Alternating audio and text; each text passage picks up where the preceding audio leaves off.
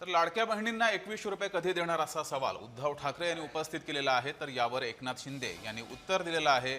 लवकरच लाडक्या बहिणींना 2100 रुपये देणार असं एकनाथ शिंदे यांनी म्हटलंय। उद्धव ठाकरेंच्या टीकेला शिंदेंनी उत्तर दिलंय।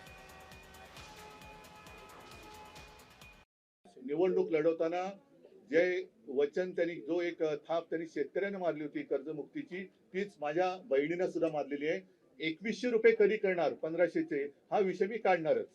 आणि देवेंद्र फडणवीसांनी जर त्यांच्यामध्ये हिंमत असेल तर या अधिवेशनात येत्या महिन्यापासून किंवा पुढच्या महिन्यापासून नवीन वर्षापासून माझ्या महाराष्ट्रातल्या बहिणींना 2100 रुपये दर महिन्याला त्यांनी एक काय भाऊबीज म्हणा वर्षभराची ती सुरू करावी। मी 2100 रुपये कधी देणार हा प्रश्न त्यांना विचारणार आणि जर देवेंद्र फडणवीसांनी 2100 रुपये नाही दिले तर त्यांना घरी बसवावं लागेल। लाडक्या बहिणींनी त्यांना घरी बसवलेलं आहे विधानसभेच्या निवडणुकीमध्ये। त्यामुळे लाडक्या बहिणींना आम्ही जो लाडकी बहीण योजना जी सुरू केली ती कधीही बंद होणार नाही।